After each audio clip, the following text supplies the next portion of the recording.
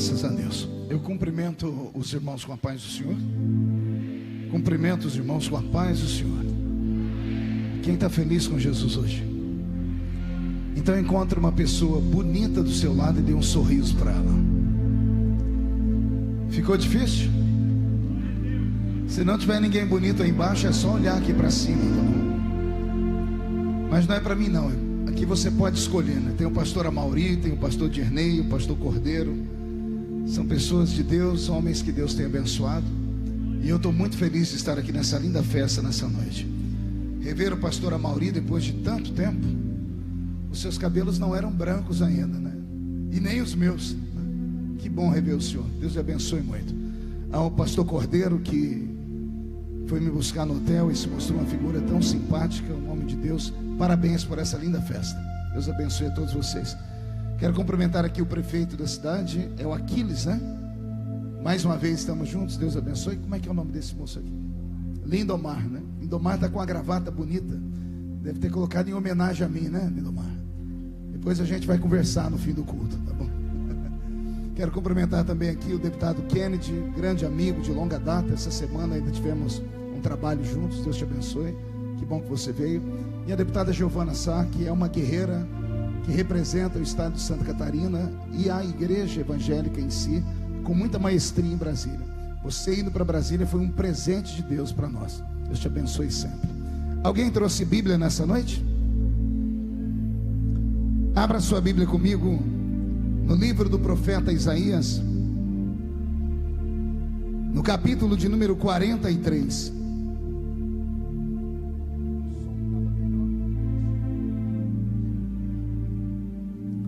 Livro do profeta Isaías, capítulo de número 43.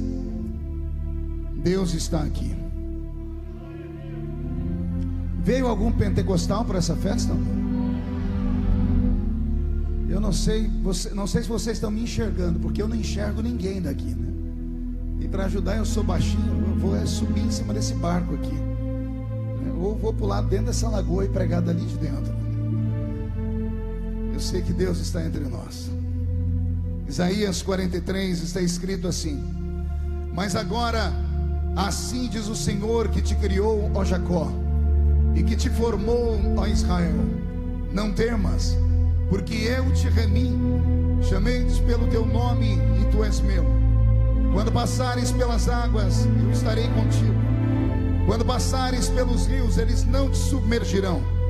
Quando passares pelo fogo, ele não te queimará, nem a chama arderá em ti, porque eu sou o Senhor teu Deus, o Santo de Israel, o teu Salvador. Amém, igreja?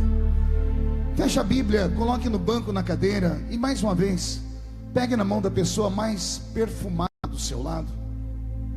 Ainda dá tempo. Aperte a mão da pessoa com carinho até ela falar aleluia. Pentecostal que não faz barulho está com defeito de fabricação, não é? Você pode orar comigo mais uma vez? Incline a sua cabeça. Pai das luzes, nós te exaltamos, nós te glorificamos. Nós entendemos que dentro de alguns minutos, e este lugar ficará pequeno para o tamanho da glória que o Senhor vai mandar do alto dos céus. Os que vieram tristes não voltarão para casa tristes. Hoje voltarão voando nas asas de um novo tempo.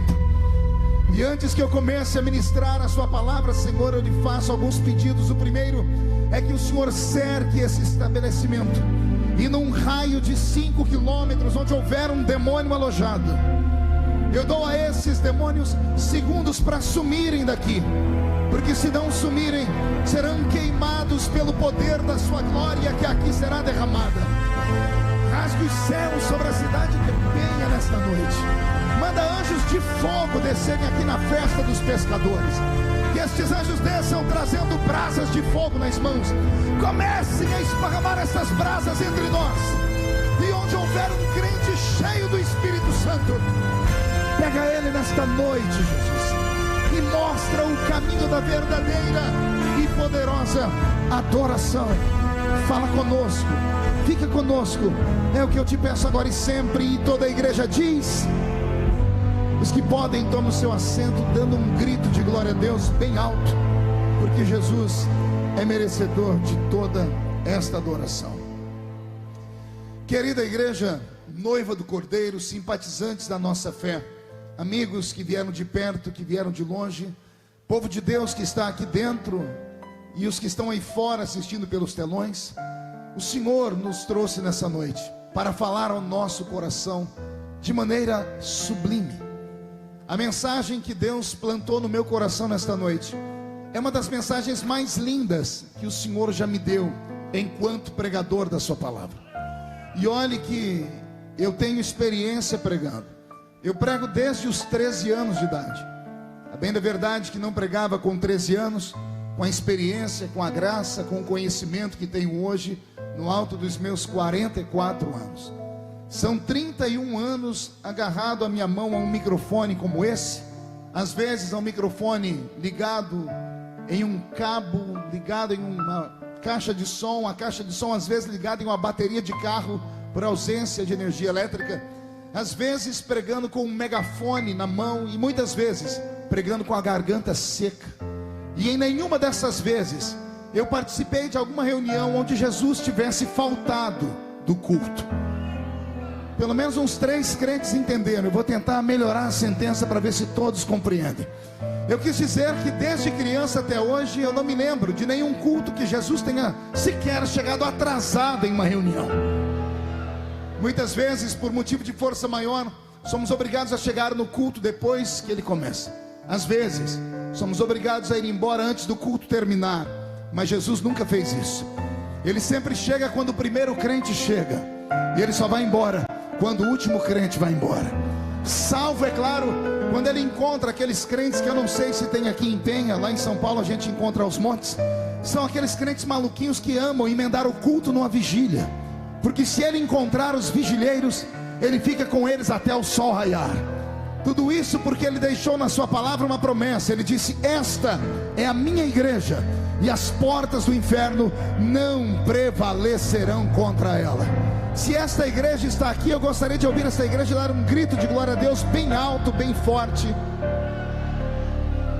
Pois bem, o tempo vai passando e já não sou mais o menino de antes. Agora eu estou ficando velho, e às vezes a pessoa velha, ela vai ficando um pouquinho ranzinza. Então, para que eu não deixe ninguém constrangido aqui nessa noite, eu queria fazer um pedido antes de começar a pregar.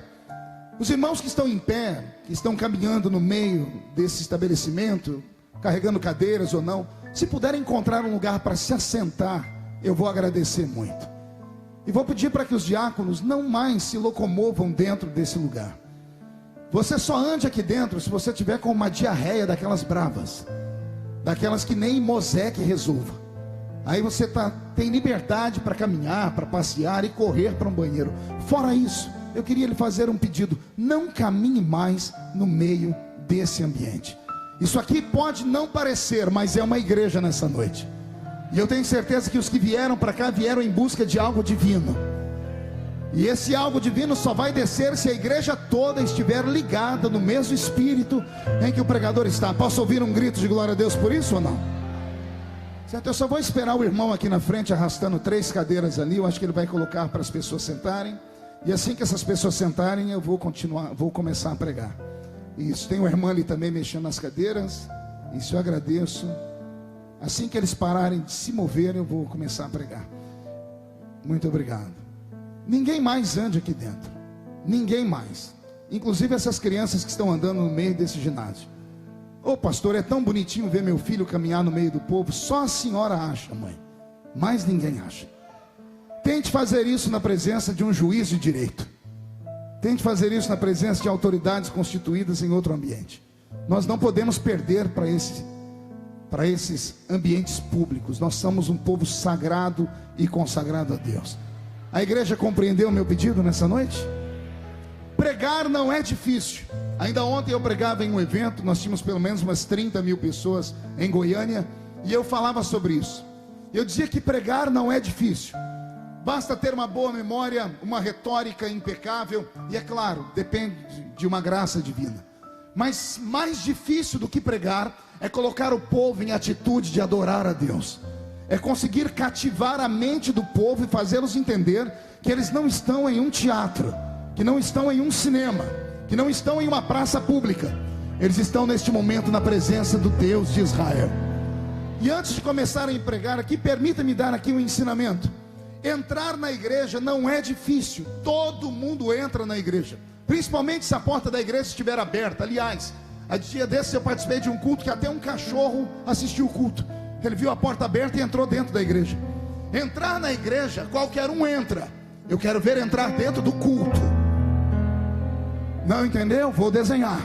Entrar na igreja, qualquer um entra. Você vem, carrega esse corpo pesado, joga o seu corpo pesado na cadeira, estica um braço para a esquerda, outro braço para a direita, coloca essa desgraça desse chiclete na boca, pega o celular e fica mandando mensagem ou tirando foto. Isso é fácil. Agora eu quero ver entrar no culto. Entrar no culto não é para qualquer um. Entrar no culto é só para quem sabe que esse lugar, nessa noite, é a casa de Deus, é a porta dos céus. E o Senhor deu-nos uma palavra: ao entrar na minha presença, guarde os seus pés, porque este lugar é uma terra santa. E só quem entendeu o que eu disse não deu um grito de glória a Deus, deu um berro de glória a Deus, para a cidade inteira saber que estamos aqui. Amém? Mais um pedido antes que eu comece a pregar. Levante a mão direita para o céu comigo. E aqui eu percebo aqueles que vieram para me ouvir pregar ou não. Chacoalhe a sua mão, por favor. Coloque essa mão no ombro de quem está do seu lado. Peça licença para a pessoa, e se ela achar ruim, pode jogar a culpa em mim. Diga: olha, o médico falou para não contrariar o pastor Marco. Agarrou a pessoa pelo ombro, chacoalhe a pessoa até ela ficar irritada, por gentileza. Isso. Amarrote a roupa dela, chacoalhe ela, chacoalhe com vontade. Eu não vou olhar aqui para trás, porque caso algum pastor não estiver fazendo, vou me sentir constrangido, mas acredito que todos estão obedecendo. Chacoalhou a pessoa, agora diga assim para ela: Deus te trouxe aqui. Não é para conversar, é para gritar. Diga: Deus te trouxe aqui para isso. Sacode a pessoa com força, tira ela do lugar com força. Diga: para isso Deus te trouxe aqui. Diga: Deus te trouxe aqui para sacudir a sua vida nessa noite, para sacudir a sua fé, para sacudir o seu ministério, para sacudir a sua história. E se tem algum pentecostal que se preza, não me deixe sozinho. Dê mais um grito de glória a Deus, para adorarmos aquele que fez os céus e a terra.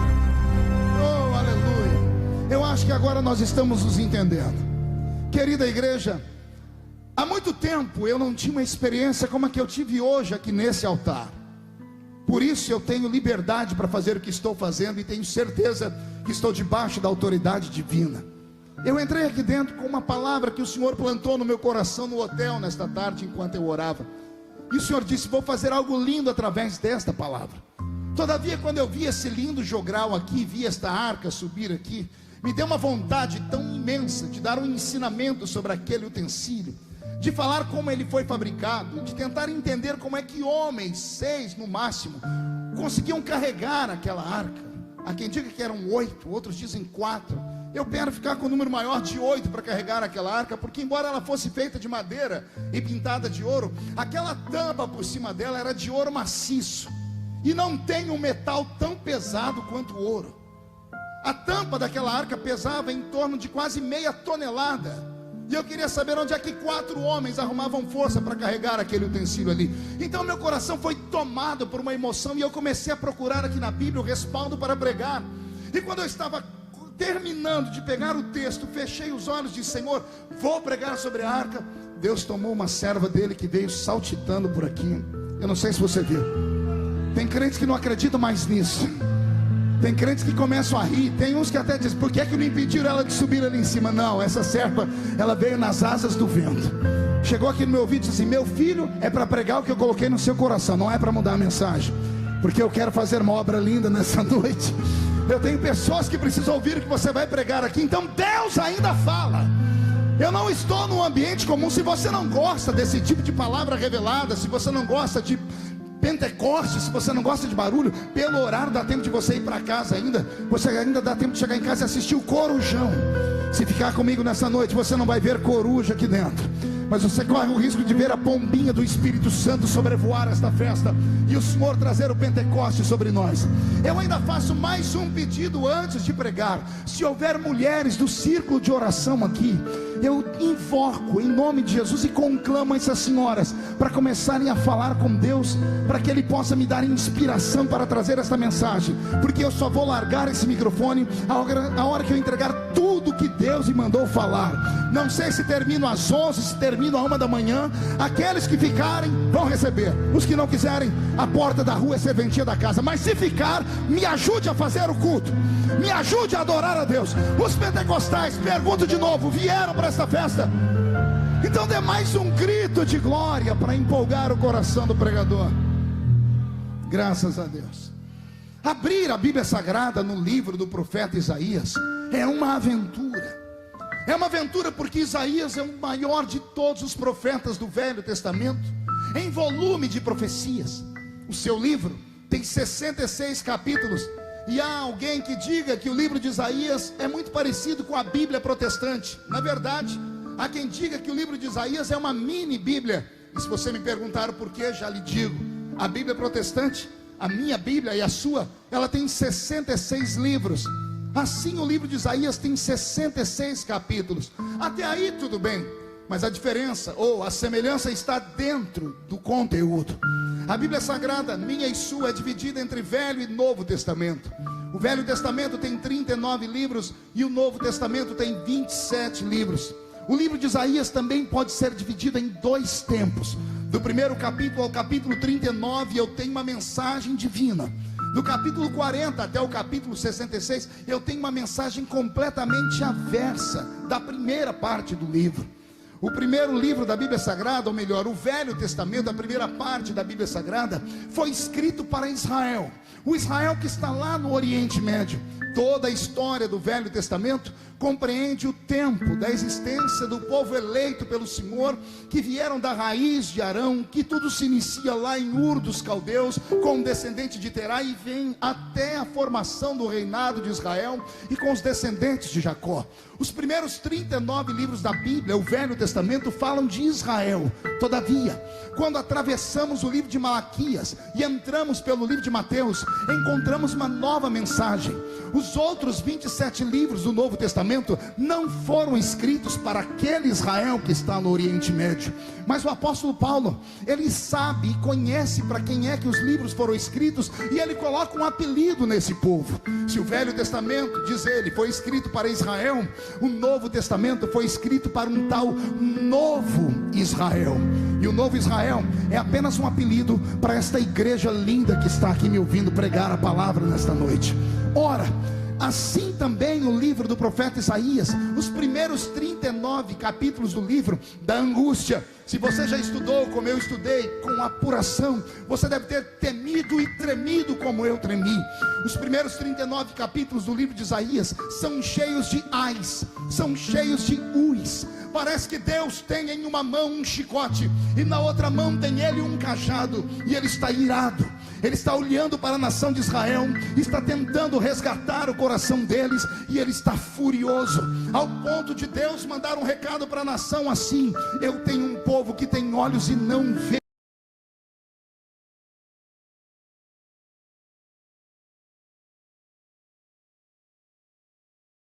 Do chicote, ele esconde o cetro de ferro, e ele pega em uma mão o bálsamo e na outra mão o unguento, e ele começa a derramar sobre as feridas que Israel tinha e traz a cura para o seu povo. Pastor, o que isso tem a ver com o Novo Testamento e o Velho Testamento da Bíblia? Ora, não preciso falar muito.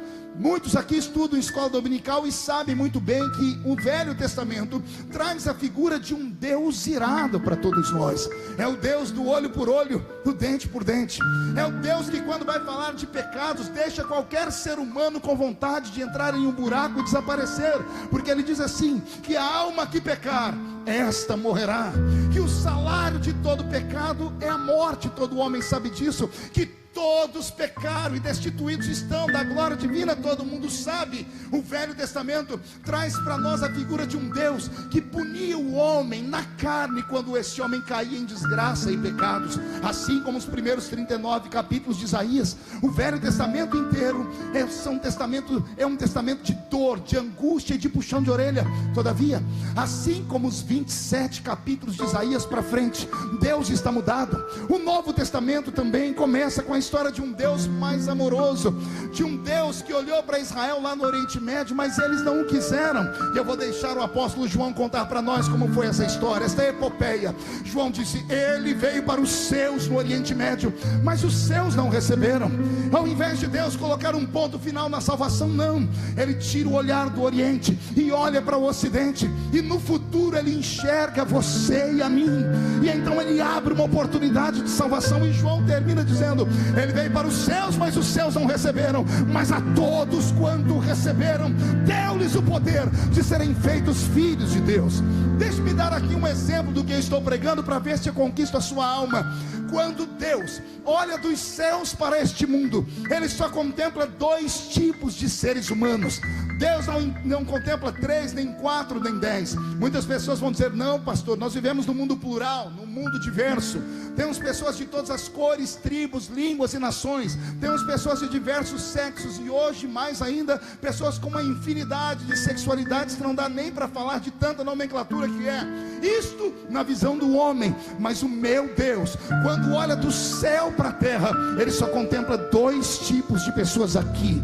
Ele vê aqueles que são filhos, e ele vê aqueles que são criaturas dele. Vou repetir: não existe um terceiro grupo aos olhos de Deus. Quando andamos pelas ruas, esbarramos nas criaturas, e as criaturas esbarram nos filhos. Eu quero crer que nessa noite eu estou pregando só para os filhos de Deus que aqui estão.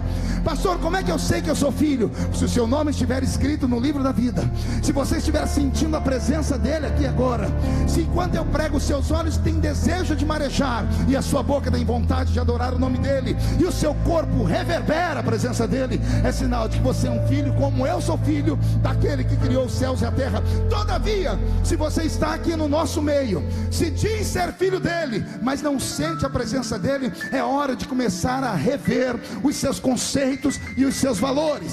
É hora de você começar a tentar compreender o que você está fazendo aqui, e por que é que você está aqui. Como eu disse agora há pouco, isto aqui não é um teatro, não é um cinema, não é um lugar que você senta, escolhe o que você quer assistir, aplaude quando gosta, vaia quando não gosta. Não, aqui nesta noite é um quartel-general, e eu estou pregando para os soldados que vieram do campo de guerra.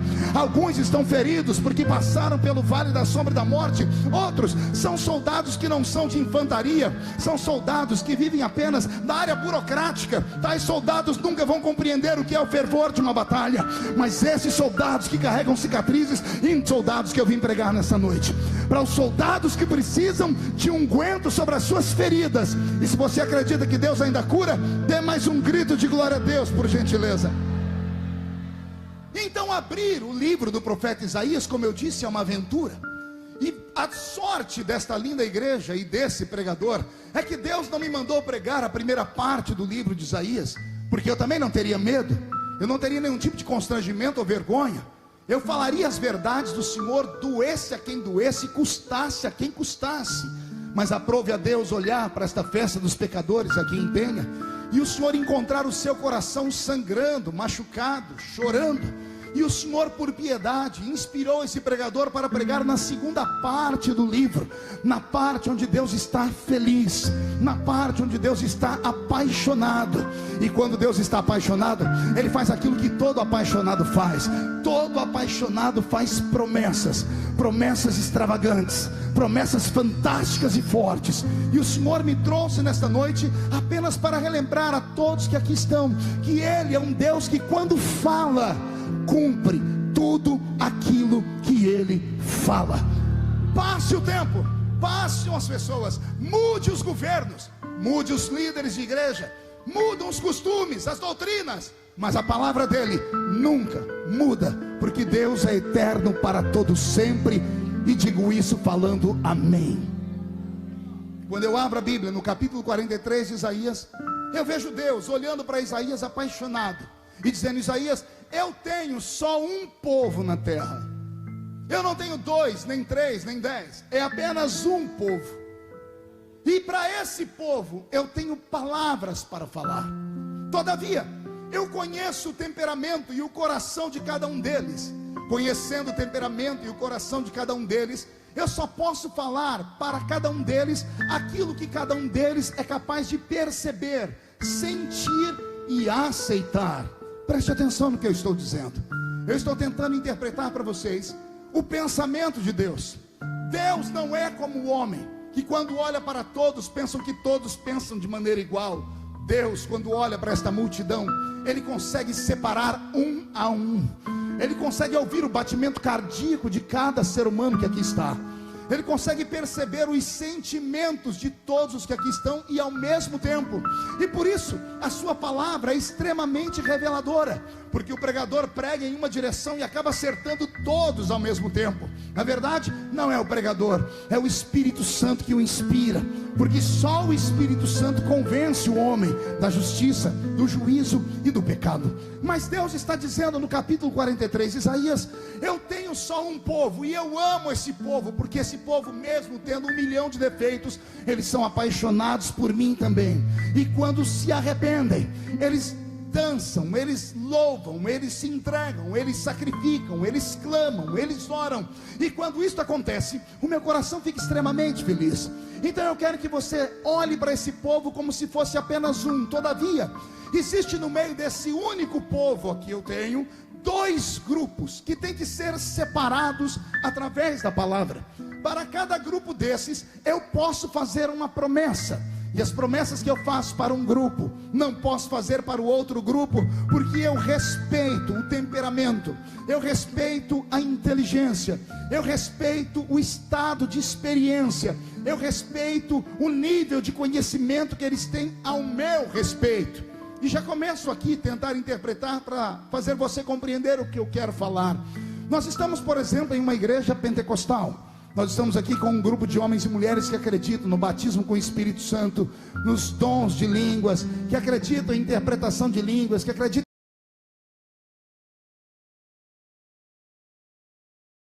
em profecia. Sim ou não? Quem aqui acredita nessas coisas?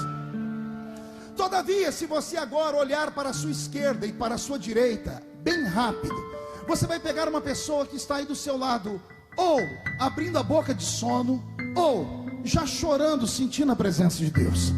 Você vai perceber que existem no nosso meio vários grupos.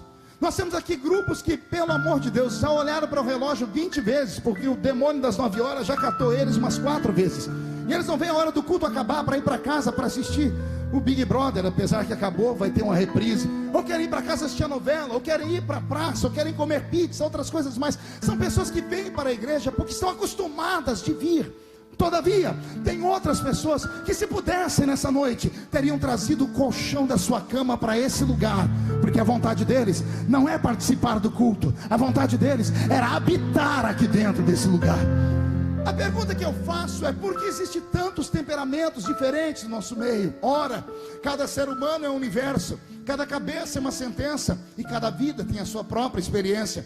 Eu posso às vezes não respeitar o seu silêncio, porque sou pregador pentecostal e quer me matar do coração. É eu ficar pregando e você ficar me olhando com essa cara, parecendo que foi batizado num pote de vinagre. Quer me matar do coração, me deixar com um infarto no miocárdio. É eu ficar pregando e você ficar me olhando com esse olho seco, parecendo olho de sapo que morreu no dia de enchente. Segura aí. Quer me fazer ir para o hospício de uma vez? É eu pregar aqui, entregar tudo que eu tenho para entregar, e você ficar com essa boca travada, essa boca de aço, essa língua de ferro e esse queixo de concreto. Porque eu sou um ser humano, eu sou um pregador assembleiano, eu fui treinado para isso, e isso me deixa completamente desnorteado. Todavia, eu sou só um ser humano. Deus não. Deus olha para você e Ele sabe o motivo do seu silêncio. Nem todos estão em silêncio porque não querem adorar. Porque é fácil adorar a Deus quando tudo deu certo, quando o barco foi bem na pesca. É fácil adorar a Deus quando o filho tem saúde, quando o emprego está indo de vento em popa, quando a sua casa está abastecida, quando você tem tudo aquilo que o seu coração pediu e sonhou. É fácil adorar a Deus quando você não tem problemas. Quero ver adorar a Deus quando o teto desaba sobre a sua cabeça, quando o chão abre um buraco sobre os seus pés, quando Deus sabe por que cargas d'água pega uma peça da sua vida, um quebra-cabeça da existência do ser humano, e joga no meio de um deserto para você procurar. Quero ver adorar a Deus quando não se tem saúde, quando você sepultou o filho, quando você perdeu o casamento, quando você perdeu o emprego. Aí não é fácil. Só que eu sou ser humano, eu não tenho uma bolinha de cristal. A minha função é colocar você de pé com esta pregação. Por isso, às vezes o pregador se desequilibra, mas Deus não, porque Deus conhece você. E olha a beleza de Deus essa noite, Giovana. O Senhor falou ao meu coração: Marco, tenha paciência, porque como no livro de Isaías, aí no meio desse povo tem dois grupos de seres humanos. Para um deles eu posso falar coisas brandas, coisas calmas, coisas que eles entendem, coisas racionais, coisas que fazem sentido, promessas simples, promessas que qualquer ser humano não precisa ter um grave conhecimento de teologia para tentar contemplar ou para tentar interpretar as palavras do pregador. Não, tem um grupo aqui no nosso meio que só está pronto para ouvir coisas que fazem sentido. Tem um outro grupo aqui no meio que não é de gente normal, que não é de gente comum, que não é de gente simples, que são de homens e mulheres que entraram aqui dentro e falaram assim: Deus, faz a tampa da chaleira voar nessa noite, porque eu quero ver o céu aberto sobre esse lugar. Então Deus respeita os seres humanos. Pastor, o senhor leu isso aonde? Eu li aqui no livro do profeta Isaías, no capítulo 43. Deus olhou para Isaías e disse: eu tenho um só povo, mas no meio desse povo eu tenho dois grupos. Para um deles eu vou fazer uma promessa simples, e a promessa simples é essa: se passar pelas águas, elas não te afogam.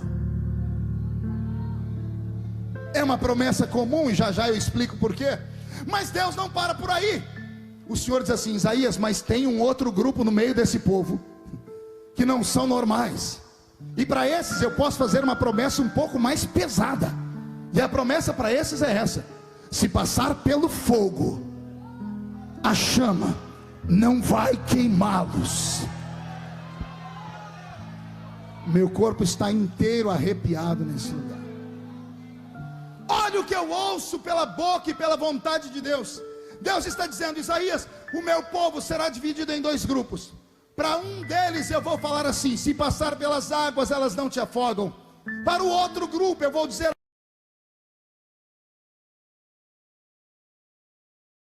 para eles assim: se passar, uma promessa simples. Pergunte a mim, por quê?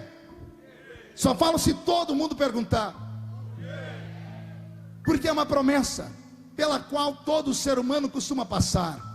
São promessas que você ouve dia a dia nos cultos, que você não precisa ter uma mente extremamente aberta para poder compreender.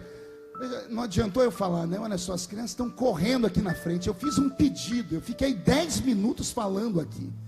E aí os irmãos soltam as crianças correndo aqui na frente. Já derrubaram, caíram aqui em cima. Pelo amor de Deus, o pai ou a mãe daquela linda criança, coloque ele no seu colo, por gentileza, eu vou agradecer.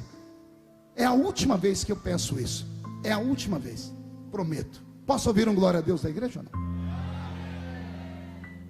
Só o nosso povo faz uma coisa dessa. Mas vamos lá, vamos tentar de novo aqui. Vou tentar me encontrar onde eu estava pregando. A primeira parte dessa promessa é uma promessa simples. Por que é uma promessa simples? Porque é algo que todo ser humano passa enquanto está vivo nesse mundo. Quer ver? Quem aqui já quase se afogou pelo menos uma vez na vida? Levante a mão para eu ver. E quem não levantou a mão é tudo hipócrita. Tenho certeza que você já quase se afogou. Não, pastor, eu nunca fui na praia tomar banho. Pastor, calma, assembleiano, eu não quero entregar você aqui não. Não é só indo no mar, na praia, não é só indo na piscina que a gente se afoga. Às vezes a gente se afoga bebendo um copo d'água. Você toma uma água, a água desce por onde não devia descer, e graças a Deus temos o nariz, porque é uma válvula de escape. Quem já quase se afogou desse jeito? Levante a mão para eu ver. Olha aí, já melhorou, dobrou o número de pessoas, mas ainda tem algumas pessoas resistentes aqui. Eu vou te vencer, vamos pela palavra. Pois bem, para essas pessoas o Senhor está dizendo assim: se passar pelas águas, as águas não podem te afogar, porque é uma promessa natural. É como se o Senhor dissesse assim: existem coisas que todos os seres humanos podem ouvir, podem sentir, porque todos os seres humanos estão preparados para ver, ouvir e sentir tudo aquilo. Exemplo: você está no culto, o pastor Amaury está pregando com aquela unção de sempre. Ele olha para o meio da igreja e diz assim: assim diz o Senhor, ninguém sairá deste lugar sozinho nesta noite.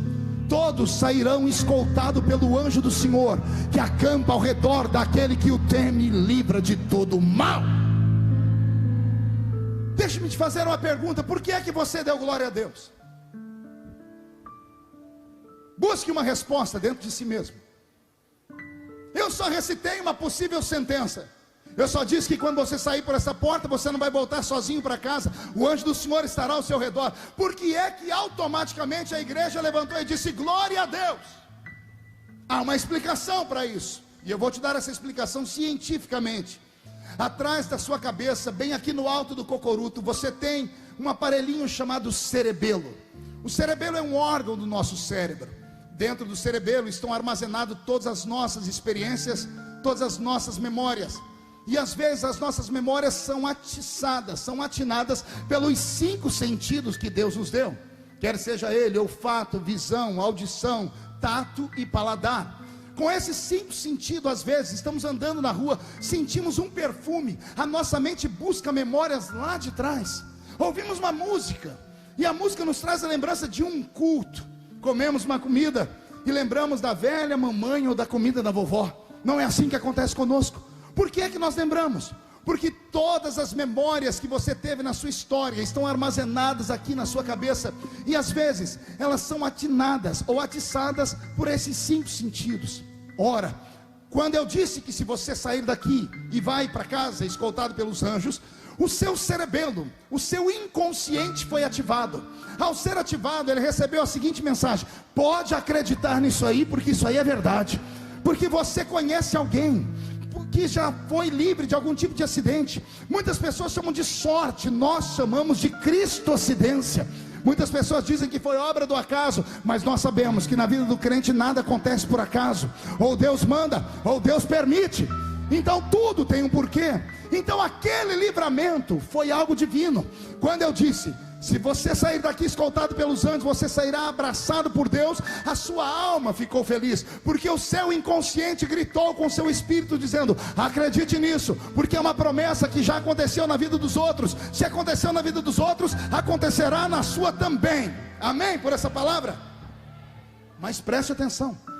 Imagine você estando no culto, outro pastor pregando, e ele libera a seguinte palavra: crê no Senhor Jesus e será salvo este ano, tu e a tua casa. Olha o grito de glória a Deus de novo. Por que é que você deu glória a Deus? Porque mais uma vez o seu inconsciente foi ativado pela palavra, e mesmo você não entendendo, a sua cabeça fez assim. Ou você disse glória a Deus, ou levantou a sua mão, o seu corpo reagiu, porque o seu inconsciente foi atinado. E ele foi atinado porque nas suas memórias ele te faz lembrar que Jesus salvou o filho daquela irmã, o marido daquela irmã, e se ele salvou aqueles, vai salvar a sua família também. E por isso você deu gritos de glória a Deus. Isso tudo é baseado em fatos de promessas simples. Diga comigo, promessas simples. É preciso que você diga 1, 2, 3.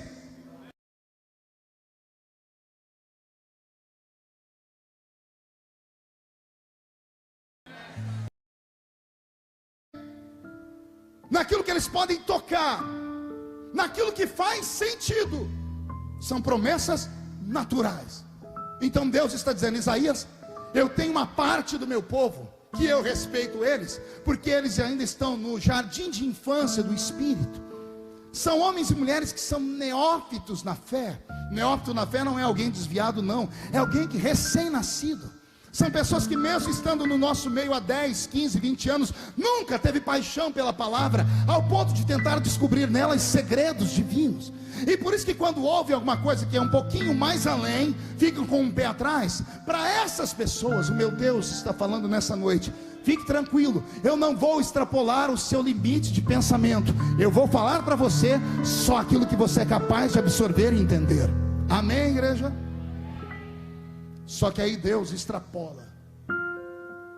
Aí, Cordeiro, ele diz assim, Isaías, mas tem uma outra parte de gente aí no meio do meu povo, que esses estão preparados para ouvir coisas que os olhos não viram, que os ouvidos não ouviram, que não subiu ao coração do homem, que são coisas que Deus tem reservado só para aqueles que são apaixonados por Ele. Aí vem Deus e grita: se passares pelo fogo, a chama não arderá em ti. Você viu que os gritos de glória a Deus cessaram. Era natural. Pergunte por quê. O seu cerebelo foi ativado. Ao ser ativado, ele buscou memórias de experiências desse tipo, de alguém passando pelo fogo e não sendo queimado, e ele não encontrou. Porque na história universal só existe 3 moços que passaram pelo meio do fogo e não foram queimados. Deus não está dizendo se passar por baixo do fogo, se passar por cima, pelo lado esquerdo ou direito. Deus não está dizendo eu vou te livrar do fogo. Não, Ele está dizendo eu vou te livrar no fogo. É quando você pisar no meio da fogueira, é quando a chama começar a subir pelo seu corpo e ela procurar órgãos para que ele possa entrar em combustão. Aí eu, Senhor, protejo a sua pele, os seus ossos, o seu nervo, o seu cabelo, a sua roupa.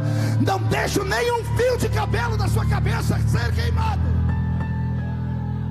Ai meu Deus, por que é que nós não demos glória a Deus antes? Porque a nossa mente não conseguiu absorver essa promessa. Essa promessa é mais ou menos isso aqui, preste atenção. O pastor está pregando e de repente ele olha para o meio desta multidão e diz assim: Deus está me dizendo que um dos pescadores aqui da Penha, dentro de 2 meses, fará uma viagem até os Estados Unidos da América, entrará dentro da Casa Branca e vai falar com Donald Trump em inglês, e vai dizer a ele: a América será avivada. Você viu? Só 1 ou 2 maluquinhos deu glória a Deus. Os normais não dão glória a Deus. Aliás, começam a dar gargalhada. Por quê? Porque não faz sentido.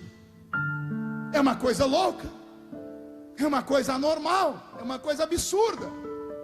Você está no culto, o pastor libera a seguinte palavra: alguém aqui desse ginásio, dentro de 1 semana, vai receber uma herança. E essa herança vai ser tão grande que essa pessoa vai pagar a dívida externa da América Latina inteira. Ó, nem eu forçando alguém da glória a Deus. Por quê?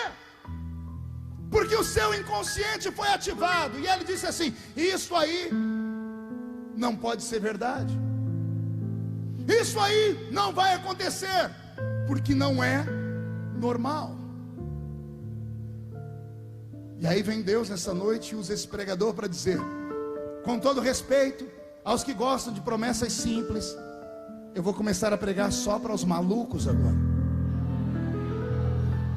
Eu vou pregar só para homens e mulheres que estão cansados de andar só nesta terra. Quero pregar para homens e mulheres que querem continuar andando com os pés na terra, mas querem a sua cabeça dentro do céu. Quero pregar para homens e mulheres capazes de acreditar que o Deus do passado não mudou, e Ele pode nessa noite batizar com o Espírito Santo. Ele pode nessa noite curar os enfermos. Ele pode nessa noite trazer a revelação às coisas que estão ocultas. E é claro que Ele só vai fazer isso se houver uma igreja que acredita nesse tipo de poder. Tem alguém que acredita nisso aqui? Então não dá um grito de glória a Deus agora não, dá um berro de glória a Deus para acordar a cidade inteira.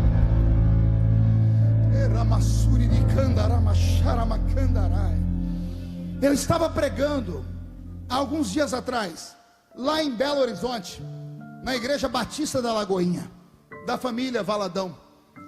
Uma igreja linda, 9.000 pessoas sentadas dentro dela. Me lembro que no final do culto eu estava lá fora com a minha mesa de apoio, e de repente chegou um mineiro bem matuto perto de mim, mas matuto mesmo, grosso. Ele chegou perto de mim com aquele jeito mineiro de ser. Ele olhou para mim e disse assim: ô pastor, eu senti de te dar um presente. E eu me abri para ele, disse assim: eu senti de receber, me dê logo. Ele pegou uma sacolinha de plástico que estava na mão dele. Ele abriu a sacolinha, enfiou a mão lá dentro e tirou uma caixa de paçoquinha embrulhada. Aleluia mesmo. E aí eu vou usar o idioma de Minas para falar da paçoquinha. Ô trem banço. Eu já desembrulhei a paçoquinha, que eu estava com muita fome. Quando eu dei a primeira mordida, o mineiro deu o golpe. Ele olhou para mim assim: ô pastor, o senhor pode orar por mim? Eu falei, depois da paçoquinha eu faço qualquer coisa, né? E eu falei, você quer que eu ore para você? Por quê? Ele disse assim, ô pastor, é que ontem à noite eu fui numa vigília. Aí eu enfiei a paçoquinha na boca para não ter uma crise de riso. Mas eu não sou gente. Eu falei assim, desculpa, você foi aonde ontem à noite? Eu fui numa vigília. Aí eu me segurei para não ter uma crise de riso, porque eu só conhecia vigília, não conhecia Virgília. Eu disse, mas o que tem que você foi nessa vigília e o que deu? Ô pastor, eu fui numa vigília, só que não era vigília de crente normal não, era vigília de crente doido. Eu falei, ô glória, eu conheço vigília de crente doido. Eu não sei vocês que são muito aqui para cima, né? Vocês aqui do sul são mais elitizados, são mais ricos, são mais bonitos, né? São mais perfumados. Mas a gente lá do sudeste, norte, nordeste, quando a gente vai para vigília, é vigília do arrasta-pé. O diabo sofre na mão da gente quando o crente vai para vigília lá para cima. Eu entendo vigília de crente doido, mas eu queria saber da boca dele. Eu disse, meu filho, o que é uma vigília de crente doido? E ele falou, ô pastor, é aquela vigília que quando os crentes doidos chegam, o Espírito Santo olha para esses crentes e parece que ele põe sobre eles o espírito do Bruce Lee. Eu falei, como assim? É pastor, porque eles ficam cheios do Espírito Santo e começam assim, ó. Eu falei, eita glória, ai Jesus, me dá esses Bruce Lee para mim hoje. Eu disse, e aí? Ele foi, pastor, lá pelas tantas, pastor, levantou um profeta doido. Eu conheço profeta doido, de vigília de crente doido, mas eu queria ouvir da boca dele. O que é um profeta doido, meu filho? Ele foi, pastor, é aqueles profetas que quando vem profetizar para a gente, quase mata a gente do coração aí. Eu falei, mas por quê? Uai pastor, eu estava escorado na porta da igreja, olhando para o púlpito. Era lá pelas 4 da manhã, e o senhor sabe que vigília é igual às ondas do mar, né? Tem hora que vem aquela onda, bate, quebra tudo, faz aquela barulheira, mas de repente vem a ressaca. O mar se esconde, faz silêncio. Pastor, já tinha passado o fuzuê, o grito, o pandeiro. Os crentes estavam tudo quase dormindo. E eu estava escorado na parede. E não é que o profeta veio de costa, pastor. Em vez de vir de frente, veio de costa. Eu falei, e aí? E aí, pastor, que ele chegou perto de mim, botou a mão no meu ombro. E ele ficou quieto. Eu falei, me conta, o que aconteceu? Uai, pastor, eu quase tive um desarranjo. Pô, mas desarranjo porque ele botou a mão no seu ombro? Não, pastor, é que ele botou a mão no meu ombro, não deu tempo de eu virar para trás para ver a cara dele. Eu falei, por quê? Uai, pastor, ele botou a mão no meu ombro e fez assim, ó, homem! Ai, ai, ai! Aqueles profetas espalhafatosos. Eu falei, e aí? Falei, ai, pastor, quando eu voltei em mim, eu olhei para o profeta, ele estava lá com a cabeça assim, ó. O profeta agarrou a minha mão, pastor. Eu falei, que mais? Pastor, ele agarrou minha mão e disse assim, homem, entra tu comigo nessa carruagem de fogo agora. E eu falei, o que você fez? Falei, uai pastor, o homem me agarrou, eu entrei na carruagem. E o que vocês fizeram? Pastor, o homem agarrou minha mão e começou a correr pela lateral da igreja. Correu lá no fundo, correu aqui na frente. Pastor, ele correu no meio do povo e o fogo começou a cair na igreja. E eu estava empolgado, pastor. Aí o profeta olhou a rua e foi, o que ele fez? Pastor, o homem me agarrou e me arrastou para o meio da rua. Eu falei, e você fez o que? Eu falei, ai pastor, eu estava na carruagem, não tinha como descer. Os cavalos puxavam nós com muita força, era muito fogo. E eu saí correndo no meio do quarteirão, falando em língua estranha com o profeta também, pastor. Oh glória. Pastor, eu empolguei de novo. De repente o profeta deu meia volta. Chegamos na porta da igreja, pastor. Ele olhou para mim e disse assim, homem, se prepara. E ele correu para dentro da igreja. Eu corri junto. No meio do corredor,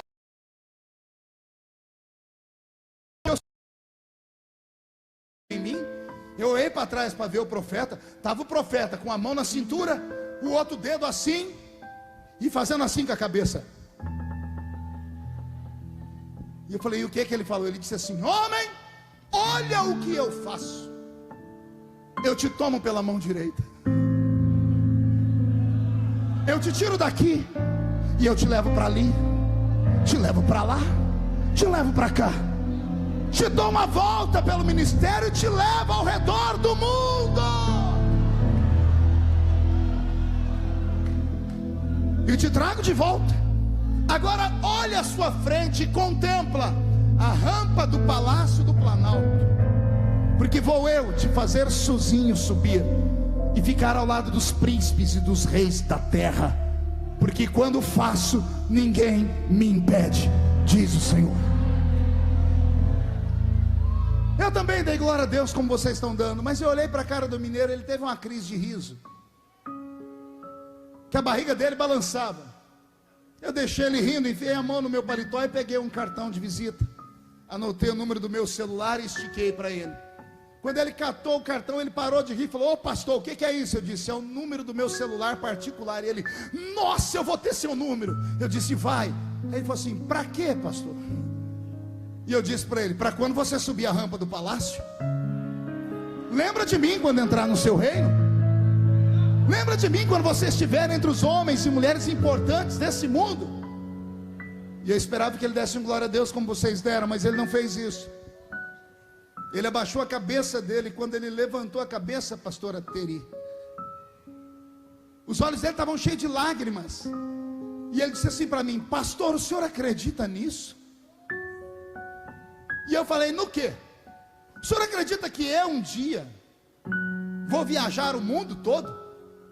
E eu falei: por que não deveria acreditar? E ele falou: pastor, eu não sei ler, eu não sei escrever. O senhor viu esse doce que eu te dei? Eu vendo doce nas esquinas de Belo Horizonte, para levar comida e sustento para minha casa. A porta da frente da minha casa, pastor, é escorada com uma cadeira, porque não tem tranca nem fechadura, porque eu moro numa comunidade muito pobre, uma favela. O senhor acha que eu, um favelado, analfabeto, um dia vou poder subir a rampa do Palácio do Planalto, pastor? Quando ele me falou isso, olhe para mim, preste atenção. Quando ele me disse isso, eu estava tão cansado. Final de culto a gente está cansado, a minha fé não estava ativa, e eu imaginei o que ele falou com o meu intelecto, e a equação que eu fiz me fez perder o fervor. Eu disse: faz sentido. Como é que Deus vai levar esse homem analfabeto, que mora numa favela, ao redor do mundo, e um dia ainda subir a rampa do Palácio do Planalto? Quando eu fui concordar com ele, fazer assim com a minha cabeça, porque o meu cerebelo foi ativado, eu tomei um choque de Deus. E o que eu falo agora é só para quem é espiritual, só espiritual entende. Aquele homem sumiu da minha frente, Giovana, ele desapareceu. Eu não estava mais em Minas Gerais, eu estava num lugar, pastor, que eu não sei explicar se era claro ou se era escuro. Eu estava sozinho no ermo, e de repente na minha frente começou uma construção do chão a subir. Já viu aqueles filmes onde mostram um prédio sendo construído bem rápido? Eu vi um prédio começar do alicerce dele, mas ele foi construindo muito rápido. E eu fui olhando. Quando eu olhei para ele bem alto, vi lá em cima uma placa reluzente escrito Hilton Hotel. Eu olhei bem no alto e vi um homem de terno e gravata lá no 8º ou 9º andar, pela janela olhando para baixo. De repente eu fui transportado, e quando eu me vi, eu estava atrás desse homem lá no alto do prédio, e eu via tudo que o homem via, e eu vi a cidade de Londres inteira. Eu olhei à direita do hotel e eu vi o estádio de Wembley. Eu conhecia a geografia daquele espaço. E quando eu fui perguntar a Deus o que é isso, o Senhor disse para mim: se lembra? E não deu tempo de responder, porque o prédio se desconstruiu. Eu fui caindo e fiquei em pé em um ambiente. Aquele homem veio caindo também, só que ele foi se transfigurando. De homem ele foi ficando uma estatura menor, e ele virou uma adolescente. Só que agora ele não tem terno e gravata, agora ele tem uma roupa de boia fria. Ele tem nas costas dele uma sacola com um facão de cortar cana, e na mão uma marmita de roça. Ele está subindo a boleia de um caminhão de pau de arara. E uma voz falou comigo: se lembra disso? Eu não consegui responder, porque eu não vi o rosto do rapaz. O caminhão se desconfigurou na minha frente, e o adolescente virou uma criança. E eu vi ele de costas, e ele tinha nas costas agora uma caixa de engraxar sapato. E uma voz falou comigo: se lembra? E o engraxate ficou de frente. E quando eu olhei o engraxate, eu comecei a chorar, porque era eu. O Senhor Deus começou a me fazer lembrar de onde Ele me tirou. O Senhor começou a falar para mim: se eu te tirei de uma caixa de engraxar sapato, se eu tirei você da boleia de um caminhão de boia fria, quando você cortava cana, quando você apanhava laranja, algodão e café, se eu te fiz rodear o mundo pregando, por que é que eu não posso fazer na vida dele também?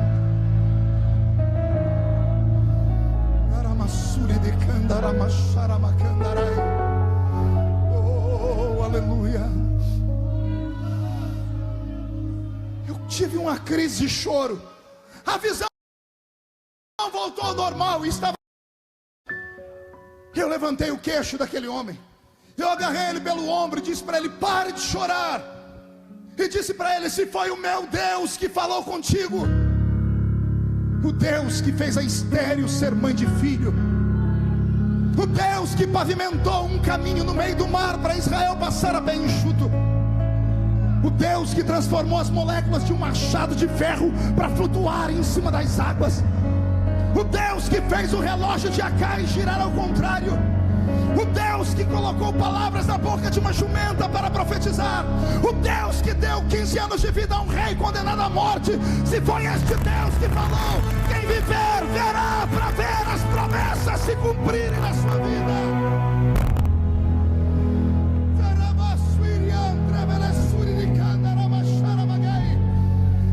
Oh, aleluia.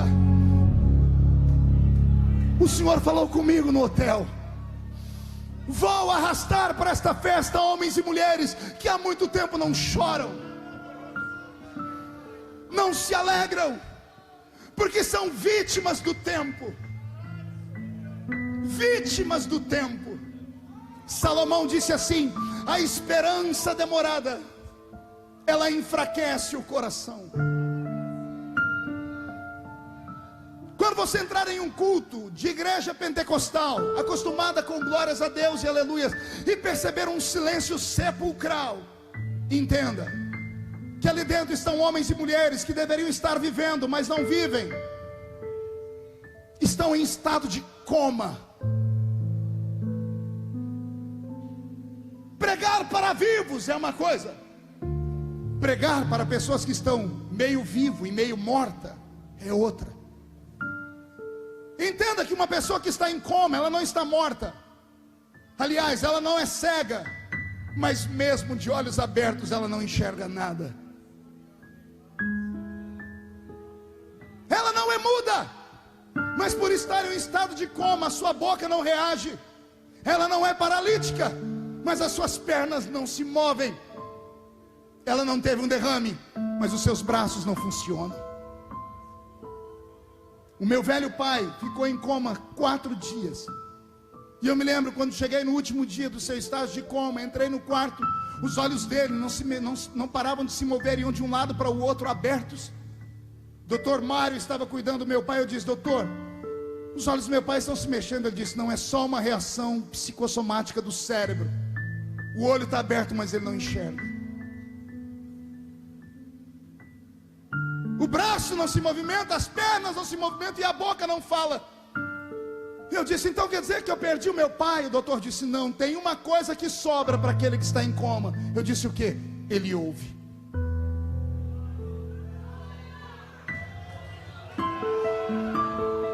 Ele ouve. E eu passei 45 minutos pregando para o meu pai, porque eu sentia a morte se aproximar para levá-lo embora. E era um homem ímpio. 45 minutos depois, vencido pelo cansaço, suado, sentei e disse: Deus, como é que eu vou saber se ele te aceitou ou não? O Senhor disse: olhe para ele. E eu olhei, no canto do olho do meu pai escorreu uma lágrima. O Senhor disse: ele já está comigo. Nesta noite, acredite você ou não, você está sentado perto de um grupo de homens e mulheres que há muitos anos perderam a vida, estão no automático, vão para a igreja porque não tem um lugar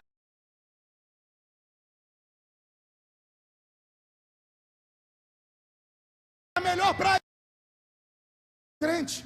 Todo crente que tem mais de anos em uma igreja, ele não entra mais de uma vez na igreja. Ele faz o seguinte ritual: ele chega na porta da igreja, dá uma paradinha e faz assim com a cabeça. E aí começa a angústia, porque ele abaixa a cabeça e entra para o culto revoltado. Pergunte por quê?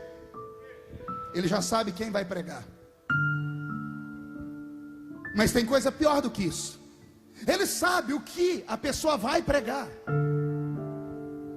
Ele sabe quem vai cantar. Pior, ele sabe o que a pessoa vai cantar. Mas tem uma coisa pior do que tudo isso: ele entra no culto sabendo como o culto vai terminar. Nossos cultos não podem entrar num ritmo de morosidade, de frieza. Nosso culto não pode ser movido aos empurrões, aos trancos. Nossos cultos não podem ser apenas belos. A igreja do século 21, e falo da minha denominação, eu sou assembleiano. A minha denominação, em pleno século 21, ela parece com uma folha seca de outono, caída no chão. Já viu uma folha seca? Ela mantém a estrutura de uma folha. Você olha e diz, é uma folha, mas está morta, porque não tem vida, não tem seiva. Ela parece com a lua, tem brilho, mas não tem calor. Ela parece com o cano de uma espingarda, é reta e perfeita, mas é oca e vazia. E não pense que eu estou espancando, porque eu sou assembleiano, eu sou pastor de igreja, e eu sei o que eu estou falando. Nossos cultos estão perdendo sentido, nossas reuniões estão perdendo a alegria. Os crentes entram vazios e saem ocos, entram tristes e saem secos. Não há felicidade, não há fervor, não há alegria. De vez em quando é preciso o anjo do Senhor descer e agitar as águas. Mas parece que o anjo do Senhor que agita as águas está de férias. Eu estava sentado aqui e veio um pastor falar comigo.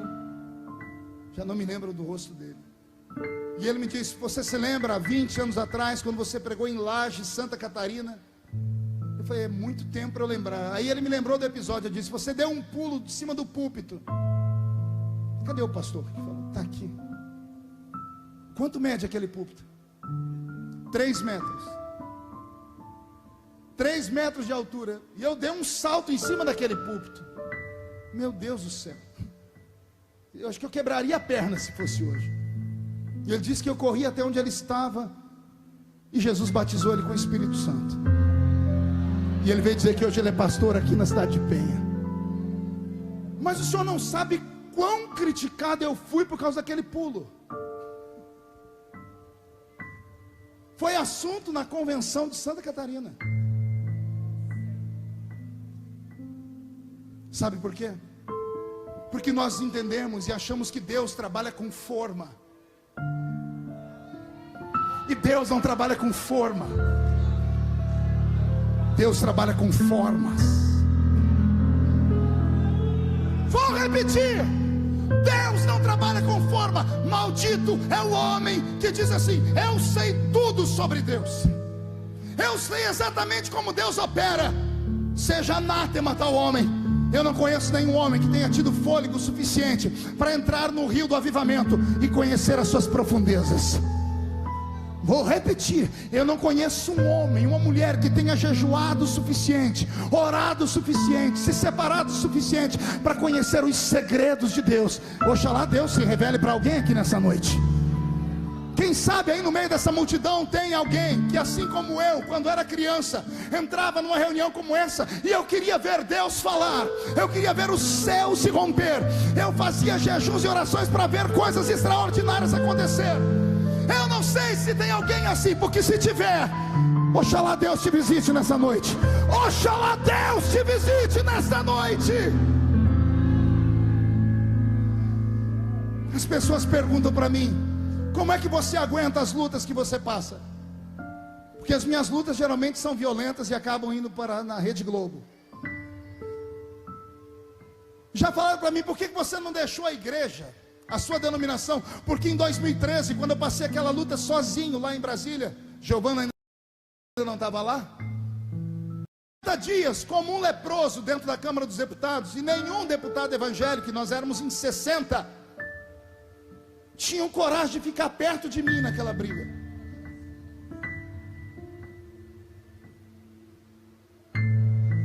As pessoas falam: como é que você aguentou aquele tropelo e aguenta todos os outros? A minha resposta é muito simples: os meus pés estão fincados em uma rocha.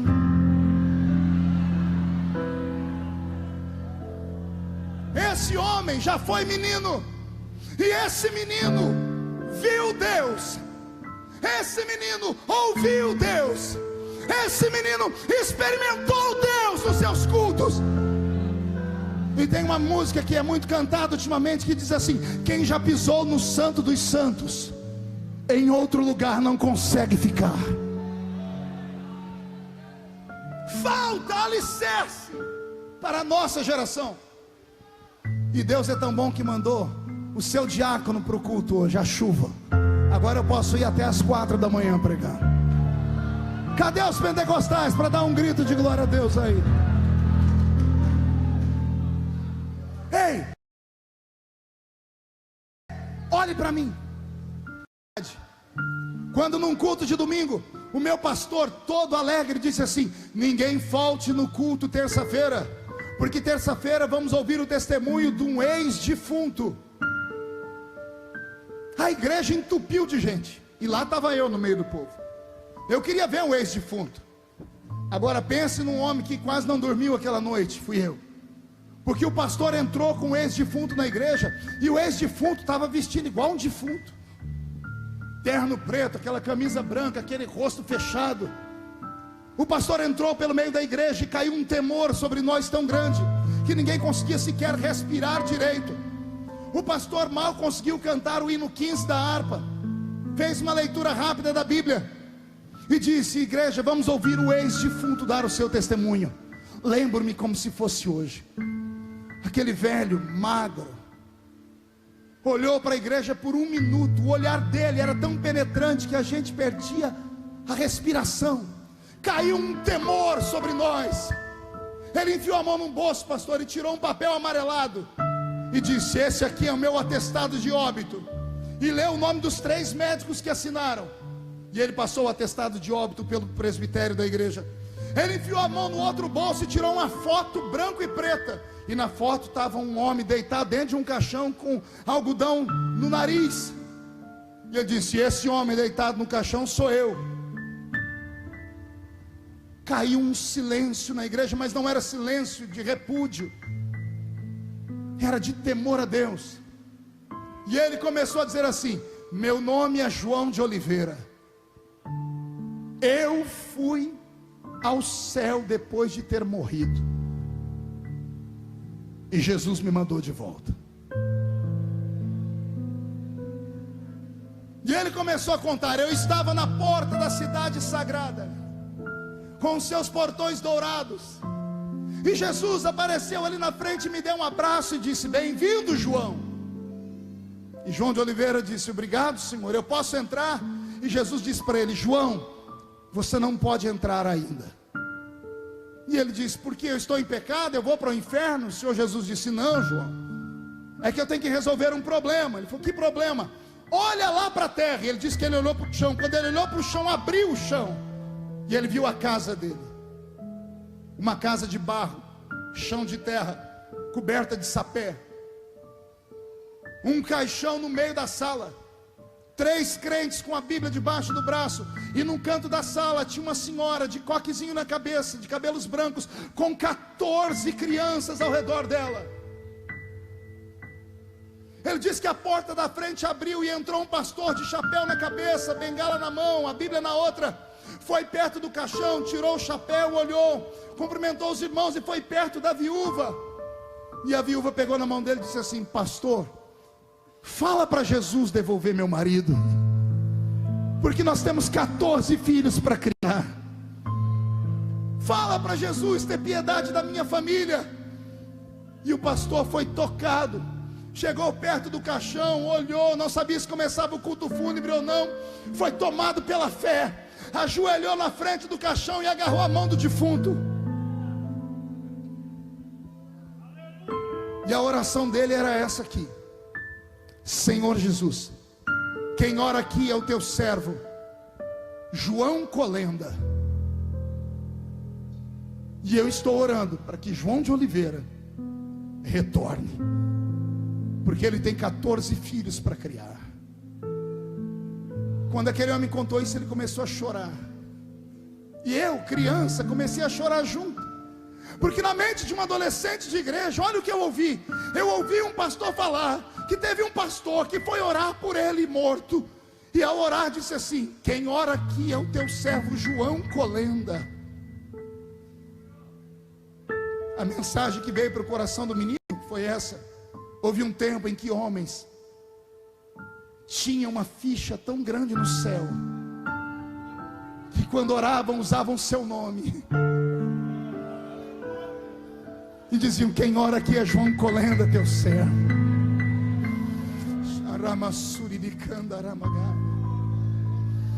João de Oliveira diz que depois de alguns minutos Jesus olhou para ele e disse assim: João, outro dia você volta, acompanha aquele anjo ali que vai te levar pelo inferno para você ver como é o céu, e você vai contar para a minha igreja que existe um mundo além do deles. Ele disse que quando ele estava saindo de perto de Jesus voando, o anjo tomou ele pela mão, ele gritou de longe: Jesus, por que é que eu não posso ficar? E Jesus gritou assim para ele: porque a oração de um justo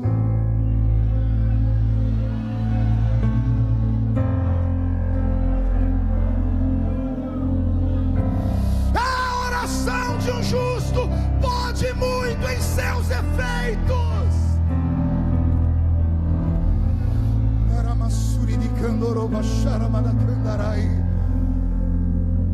Eu estou falando com uma igreja que tem promessas. Eu estou falando com homens e mulheres que ouviram a voz de Deus, quer seja através daquela profetisa, quer seja através daquele vaso, quer seja através daquela oração, ou na leitura da Bíblia, ou naquela vigília, ou no culto de doutrina. O Senhor falou contigo, tem um plano na sua história, na sua existência, e você sonhou, você desejou, você acreditou, você contou para sua família, você congregou com seus irmãos e disse: Deus falou que vai fazer na minha vida uma obra linda. Só que o tempo passou, a promessa não se cumpriu, e você desanimou, e você perdeu a esperança,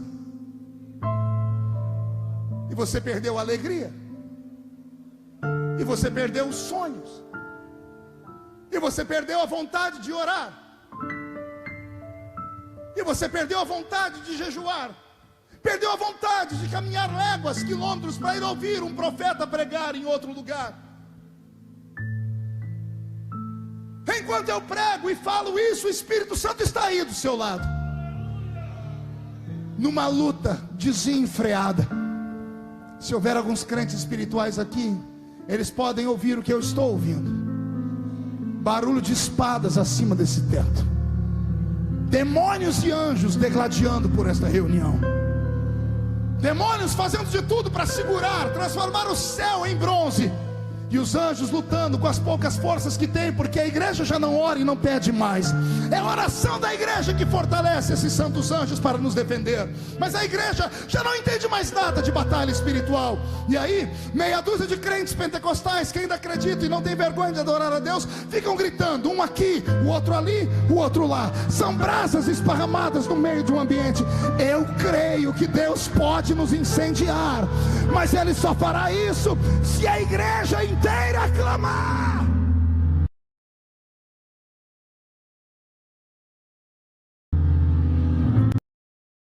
Oh, aleluia. O Senhor me trouxe hoje aqui, Catarina, para falar para você que Ele não mudou, para falar para você que tudo que Ele falou Ele vai cumprir. E Ele me mandou te lembrar alguns textos da Bíblia. O primeiro é esse: não sou homem para mentir, não sou filho do homem para me arrepender daquilo que falo. E tem um texto mais forte do que esse, que é para arrancar você do seu lugar. O Senhor Jesus, quando passou por aqui, Ele disse assim: olha, pode passar o céu, pode passar a terra, mas as minhas palavras não passam jamais. Jamais. você acreditar no que eu estou pregando, se você acreditar no que eu estou falando, você não vai sair daqui capengando mais. Quando você atravessar as ruas dessa cidade ou desse estado, os demônios que tiverem inteligência vão desaparecer da sua frente, e os demônios atrevidos que te encararem serão transformados em tapete. Não vai sobrar Zé Pilintra, Zé Pilantra, Chucaveira, Tranca-Rua, Preto Velho. Demônios não vão parar diante daqueles que têm promessa. Só quem tem promessa reage nesta noite.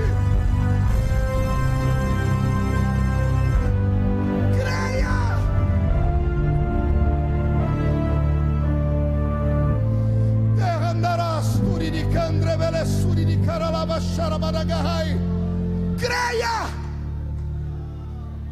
Dia desses eu tive uma experiência fantástica. Estou passando no corredor das comissões de deputados. Tinha uma sala fechada, uma comissão que não estava funcionando. Um deputado que me viu passar falou: pastor Marcos, o senhor pode entrar aqui? Eu entrei lá, Giovana. Tinha um grupo de parlamentares, todo mundo com medo desse negócio, da lista que ia sair. E um deles falou assim: pastor, nós chamamos o senhor aqui, que a gente queria que o senhor fizesse uma reza brava para nós aqui. O senhor pode fazer uma reza brava? Eu disse: vamos rezar agora. Vocês podem ficar em pé, pode pegar na minha mão, pode, vocês não vão se escandalizar não. Agarrei a mão desse homem, comecei a orar, mas uma oração daquela do manto. Encarnei um assembleiano da década de 1900 e bolinha. Bati os pés no chão, falei em línguas estranhas e profetizei. Quando terminei a oração, eles estavam limpando as lágrimas, uns dizendo: nossa, estou tudo arrepiado. Aí um falou assim para mim: ô pastor, o seu santo é forte, né?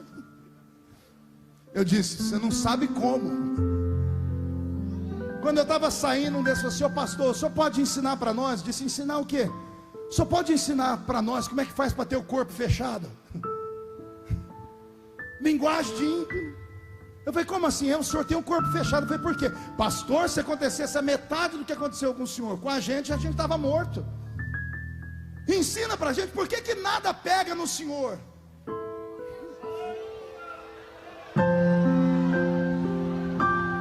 Aí eu olhei para aqueles amigos e disse assim: senhores, nada pega em mim, porque eu tenho promessa. Não entendeu? Vou falar de novo. Nada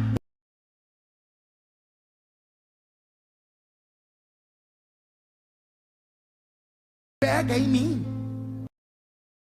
Todo homem, toda mulher de Deus que tem uma promessa divina, ele está imortalizado até que se cumpra as palavras do Senhor na vida deles. Se Deus disse que Ele vai fazer na sua vida, a morte não pode te pegar, a AIDS não tem força, o câncer não tem força, os demônios não têm força, o homem mau não tem força, o homem sanguinário não tem força, o acidente não tem força, a faca não tem força, a bala perdida não te pega. Se você tem uma promessa de Deus e levantar 11 mil demônios contra você, 1000 cai de um lado, 10 mil cai do outro lado, e você não pode ser atingido por eles. Alguém tem uma promessa de Deus aqui? Então, por gentileza, bate no peito até fazer barulho. Tem gente que não me obedece para nada. Raça de defuntos. Bate no peito até fazer barulho. E diga para os demônios ouvir: eu tenho promessa. Olhe para o irmão do seu lado e diga: eu tenho promessa. Diga para ele: se você não acredita, é problema seu. Eu tenho promessa. Se você tem promessa, reage nessa noite. Reage.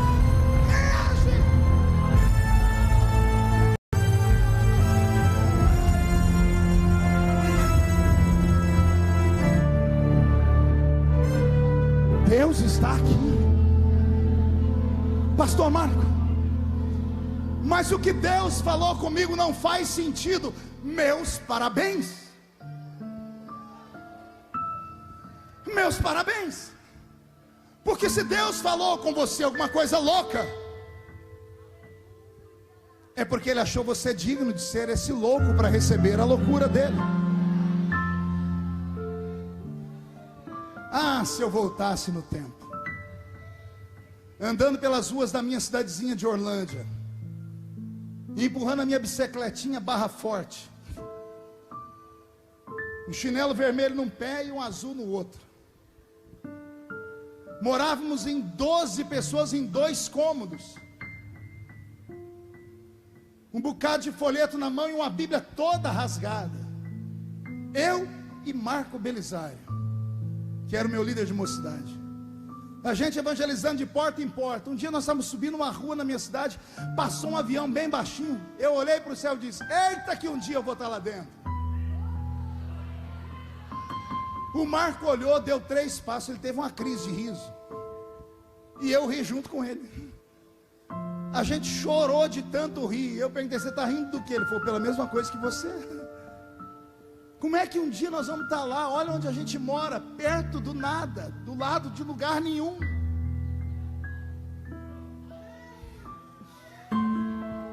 Mas eu tinha lá na minha igrejinha umas profetisas. Eu tinha a irmã Maria de Paula.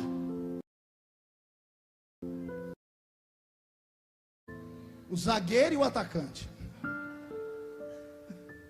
Um dia a velhinha deu um pulo no salãozinho, se chacoalhou inteiro e virou para trás e botou o dedo no meu nariz e disse assim: assim diz o Senhor, vou eu te usar tanto, mas tanto, que vai chegar um dia que você vai falar para cima e para baixo, para frente e para trás, para a esquerda e para a direita, ao mesmo tempo, porque eu tenho pressa em arrebatar a minha igreja. Eu dei um pulo para cima, entrei no mistério, os irmãos começaram a falar em línguas. Aí levantou um presbítero, chacoalhou um sininho que a gente tinha no púlpito, até todo mundo quietar. E ele olhou para a irmã Maria de Paulo e disse: com todo o respeito que eu lhe tenho, amada, Jesus sempre lhe usa, mas hoje não foi Jesus que te usou. E a velha olhou para ele e disse: mas por que não foi? Ele disse: porque a senhora acabou de profetizar uma heresia. E ela falou: o quê? E ele: heresia. E ela disse: o que é isso? E ele disse: heresia é tudo que é anti-Deus, anti-Bíblia, anti-Cristo e leva o homem para o inferno. A velha se tremeu e disse: eu não falei nada disso não. Eu só falei que Deus vai usar esse menino aí para cima, para baixo, para frente, para trás, para os lados, ao mesmo tempo. E ele disse: pois isso é heresia, porque só Deus está em cima, embaixo, à frente e atrás, à esquerda e à direita, ao mesmo tempo. E ele deu um ensinamento sobre os atributos de Deus, e o maior deles, a onipresença. E ele disse: esse menino é de carne e osso, ele não pode estar em vários lugares ao mesmo tempo, só Deus pode. Aquela velha baixou a cabeça e começou a chorar. Caiu uma vergonha naquele lugar. Eu fiquei com mais vergonha ainda, porque eu era o alvo da profecia. Aí eu entrei em crise, porque eu olhava o presbítero e o que ele falava fazia sentido aqui, na cabeça. Mas eu olhava para a irmã Maria de Paula e vi o joelho dela. Uma mulher que orava 12 horas por dia, não tinha joelho, era uma casca. Eu olhava para ela, a minha cabeça ficava sem entendimento algum, mas o coração acelerava. E aí eu tive a minha primeira crise: razão e fé. O que é normal e o que é louco. O tempo passou. A irmã Maria de Paula nunca mais profetizou. Ele matou o ministério dela naquele dia. Deus me levantou como pregador. Um belo dia eu estou descendo o púlpito da igreja. Quem é que eu encontro no corredor do meio da igreja, juntinhos? A irmã Maria de Paula e o presbítero. E aquilo que eu não entendi a vida inteira, em 5 segundos, Deus me fez entender. Deixa-me te dar uma revelação, preste atenção. Quando Deus tem um plano na vida de alguém, a primeira coisa que Deus faz na vida da pessoa é provocar situações que tire a pessoa da razão. Quando Deus tem um plano na vida de alguém, a primeira coisa que Deus faz na vida do ser humano é complicar a vida dele inteira. Sabia disso ou não? Se Deus falou que vai te usar, não espere louros, aplausos, espere um mar de confusão. Porque Deus não vai te dar uma coisa que não te custe nada. Deus não quer filhinhos de papai na sua casa, porque o que não custa nada não vale nada. Se Deus disse que vai... Ai, Jesus, olha o que Deus me falou agora. Se Deus falou, vou te colocar no alto da montanha, preste atenção. Ele vai colocar a mão dentro da montanha e pegar a montanha pelo bico. E vai puxar a montanha para baixo e vai fazer ela virar uma cisterna. A mesma altura será a profundidade. Entendeu? Não entendeu? Vou falar de novo. Se Deus falou, vou te levar lá em cima e te exaltar, antes de te exaltar, você será abatido e humilhado. Você quer o trono, José? Se prepare para ir para a cisterna então. Porque Deus não vai gerar uma geração de filhinhos de papai que recebem de mão beijada e não dão valor naquilo que recebem. Primeiro Deus complica a vida da pessoa inteira, aí depois ele descomplica. E só depois ele explica por que complicou. Opa, ouvi um glória, me empolgou aqui. Vou dar um exemplo. Deus falou, Moisés, segue a nuvem. Moisés segue o quê? Não ouvi. 1, 2, 3, Moisés segue a... E o que Moisés fez? Seguiu a nuvem. A nuvem levou Moisés para onde? Para frente do Mar Vermelho. Pronto, começou. Deus complicou a vida dele. Quando ele chegou na frente do mar, ele olhou para trás, viu a poeira dos cavalos e carros de Faraó. Ele caiu de joelhos e começou a gritar, Senhor Deus. Aí Deus abriu o céu e olhou para ele e disse assim, por que clamas a mim? Oh meu Deus, Deus é tremendo. Senhor, eu estou clamando porque o mar está fechado. Quem disse que o mar está fechado? Senhor, olha aí, o mar está fechado. Moisés, o que é que tem na sua mão? Eu tenho o meu cajado. Moisés, na sua mão qualquer coisa vira arma. Pegue o cajado e toca nas águas. Fere as águas. E Moisés feriu as águas e o mar se abriu. Amém? Olha o que Deus faz. Primeiro Deus complica, fechou o mar, levou para uma emboscada. Aí Deus descomplica, o mar se abriu. Moisés atravessou o mar. Quando ele chegou do outro lado para ir embora, Deus gritou, Moisés, pare você e o povo todo aí. Por quê, Senhor? Olha para trás. Eu vou explicar por que eu compliquei. Contempla o seu inimigo pela última vez. Como assim, Senhor? Olhe e veja o que eu faço com os seus inimigos.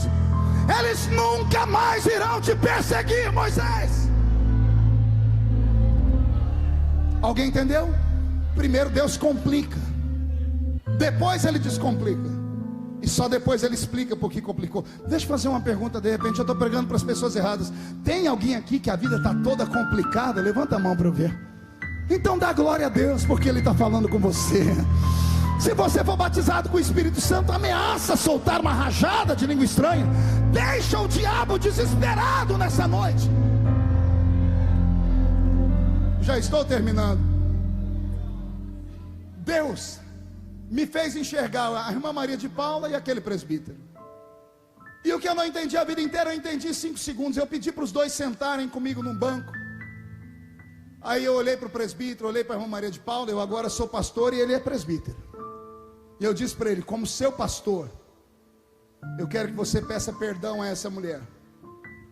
E ele de maneira arrogante disse para mim, perdão pelo quê? Porque quem bate esquece, quem apanha não. Eu falei para ele, o senhor lembra o dia que o senhor matou o ministério dela? Ele olhou para mim, deu um sorriso de deboche e disse, ah, você quer que eu peça perdão? Porque um dia ela disse que você seria Deus. Você virou Deus, rapaz. Você é famosinho, mas não é Deus não. Eu disse, com todo respeito aos seus cabelos brancos, essa mulher nunca disse que eu seria Deus. E ele falou para mim, e falar para cima, para baixo, para frente, para trás, para esquerda e para direita ao mesmo tempo, não é onipresença? Eu disse, não. Ele disse, e é o quê?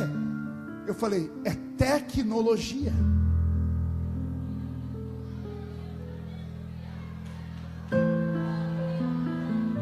Ele olhou para mim e disse assim, explica. Eu disse, explico. Eu falei para ele, quando Deus usou essa mulher para falar comigo, nem eu, nem o senhor, nem ninguém nessa vila onde a gente mora, sabíamos que um dia Deus me daria um programa de televisão. que Deus me daria um ministério com DVDs, CDs, fitas cassetes. Eu tenho hoje 20 milhões de DVDs esparramados pelo mundo, em 3 idiomas, inglês, espanhol e português. Eu já preguei em 80 países do mundo, e mais de 4 mil cidades do Brasil. Só Deus sabe, enquanto eu estou pregando aqui agora, onde é que eu estou pregando mais. Não entendeu? Vou falar. Eu estou pregando aqui agora, e só Deus sabe os caminhoneiros que estão singrando as vicinais do meu Brasil, e na boleia do caminhão chorando, assistindo o sonho de José. Só Deus sabe lá do outro lado do mundo, as pessoas que estão no Japão acordando agora, entrando na internet, digitando no YouTube, o dia da aprovação. Mais de 40 milhões de pessoas assistiram essa mensagem. Alguém aqui já assistiu um DVD meu na sua casa? Levante a mão para eu ver. Sério? Quem assistiu de manhã? À tarde? À noite, de madrugada, uma segunda, terça, quarta, quinta, sexta, sábado, domingo, janeiro, fevereiro, março, abril, maio, junho, julho, agosto, setembro, outubro, novembro, dezembro. Quer dizer que eu já estive dentro da sua casa? Mas naquele momento que eu estava pregando para você, só Deus sabe onde eu estava pregando. Sabe por quê? Porque hoje eu prego para cima, prego para baixo, prego para frente e para trás, prego para a esquerda e para a direita ao mesmo tempo. E ninguém tem nada a ver com isso, porque Ele prometeu, Ele cumpre o que Ele prometeu.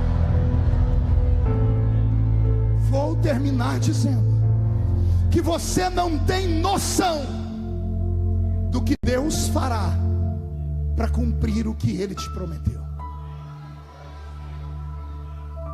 Ele vai abater reinos, Ele vai mudar sistemas políticos, Ele vai virar ministérios do avesso, Ele vai matar alguém, ou Ele vai fazer alguém nascer, Ele vai fazer alguém criar uma tecnologia que ainda não existe. Porque se Ele falou que a porta vai abrir, você não enxerga nem o muro, Ele vai levantar um anjo construtor para fazer a muralha, um outro para construir a porta, um outro para fazer a fechadura, só para dar a chave na sua mão. Mas que vai acontecer, vai. Quem acredita em promessa, olhe para o seu irmão e diga: se você não acreditar na sua história, ninguém vai acreditar. Eu quero encerrar dizendo para vocês que o que me fortalece nesses dias difíceis é me apegar diariamente às promessas que Ele me fez. Se não for as promessas, não faria sentido estar mais aqui. Se você não tiver uma promessa para se apegar, eu tenho pena de você, não vai sobreviver muito tempo. Logo, logo você estará cambaleando pelas ruas da cidade de Penha, e os cachorros estarão lambendo a sua boca. O homem e a mulher que não tem uma razão para existir, eles anseiam a morte. Eu não quero morrer, não agora. Eu viveria 1000 vidas nessa vida, só para viver as promessas que Deus fez na minha vida. E as promessas estão se aproximando. Deus não me traria aqui nessa noite para falar para pescadores, homens e mulheres, num dos trabalhos mais dignos e antigos do mundo, num dos trabalhos mais santos e sagrados que o próprio Cristo, quando quis fazer o seu ministério crescer, ao invés de ir no centro da cidade buscar empresários, foi na beira do mar buscar os pescadores.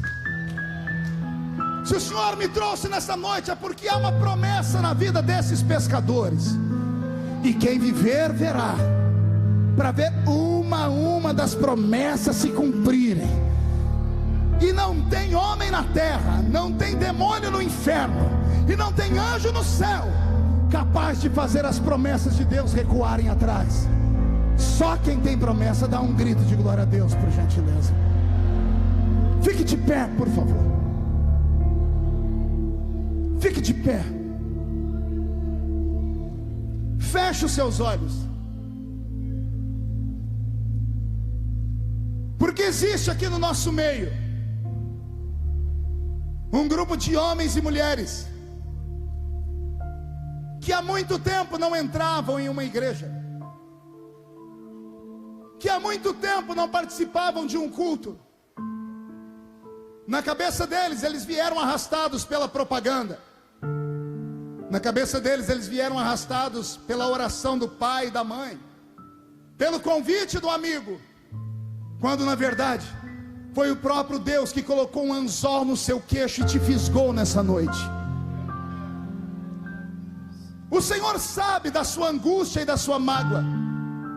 Você foi excluído e excomungado dos ministérios desta cidade ou das cidades vizinhas. Não tiveram piedade nem paciência com os seus erros e as suas fraquezas. Te chutaram e te jogaram ao limbo. Ah, se as igrejas soubessem o que acontece quando excluem alguém. Está escrito em Mateus 16 e 18: tudo que é desligado na terra é desligado no céu. Somos os responsáveis pelo nome de um sem número de homens e mulheres ter sido riscado do livro da vida. E quem já foi crente não tem mais o nome no livro da vida. Essas pessoas não vivem, elas vegetam. Por isso a vontade de se matar e de morrer. Por isso a vontade de fazer coisas horríveis e descer ao mais fundo dos poços. Você nem ia ficar no culto até agora, mas você teve um momento em que disse assim: Deus, se tu me amas, fala comigo. E sabe o que Deus me diz? Que todo fim de semana, quando você sai das baladas, das festas, você passa perto da velha igrejinha e tem saudades.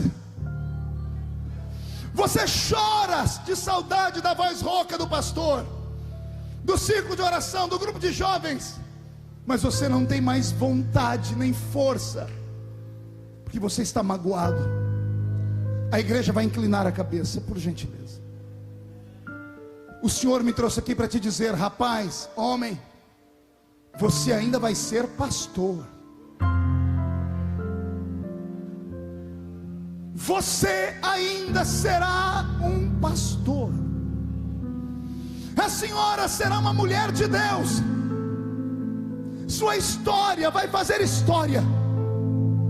O seu livro vai impactar a sua geração. O CD de música que você ainda vai gravar vai ser cantado em todas as congregações do Brasil. Pastor, é comigo que o Senhor está falando? Eu estou afastado. É com você mesmo. Jesus me trouxe hoje aqui para te dizer que as promessas que Ele te fez não morreram. Ele me trouxe para te dizer que você só tombou e caiu porque foi alvo dos demônios que ouviram a promessa, que sabiam que se você ficasse de pé, eles não teriam força de te vencer. Mas até a sua queda, o Senhor transformará em honra, porque nesta noite a glória da segunda casa será maior do que a glória da primeira. Mas só tem um jeito de Deus cumprir a promessa. Você vai ter que sair do seu lugar e vir aqui perto de mim. Se você sair do seu lugar e vir aqui perto de mim, eu vou colocar a minha mão sobre a sua cabeça, e tudo que foi roubado da sua vida vai ser devolvido, e todas as promessas vão se cumprir na sua história, e tudo que foi perdido será achado. Pastor, mas o que é que vão falar de mim? Quem fala de você não paga as suas contas. Quem fala de você não morreu na cruz do Calvário por você. Quem está te chamando é aquele que te fez promessas. Isso, vem. Chegue bem perto. Fique por aqui. Fique por aqui, venha, venha, venha chorando. Venha aos gritos, venha orando. Ah, meu Deus. Venha, você não é uma pessoa normal. Você é uma raridade para Deus. Você é alguém que Deus escolheu para uma grande missão. Você é alguém que Deus trouxe para fazer uma obra gigantesca na sua história.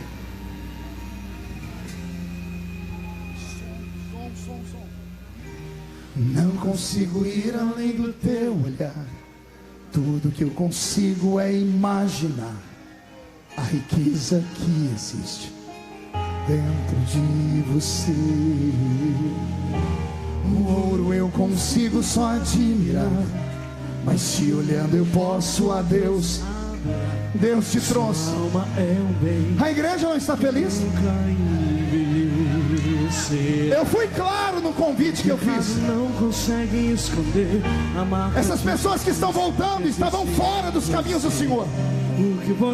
Não tem uma nem duas, já tem uma centena de pessoas chorando aqui na frente. Cadê a igreja que deveria estar gritando, dando glória a Deus nessa hora? Meu filho, melhora o som, pelo amor de Deus. Não tem som nenhum aqui, de microfone, de teclado, de playback, nada. Aumenta o som. Que reflete a imagem do Senhor. Feche seus olhos. Não chore se o mundo ainda não notou. Já é o bastante Deus reconhecer o seu valor. Você é precioso, mais raro que o ouro puro de ouvir. Se você desistir, Deus não vai desistir. Ele está aqui pra te levantar.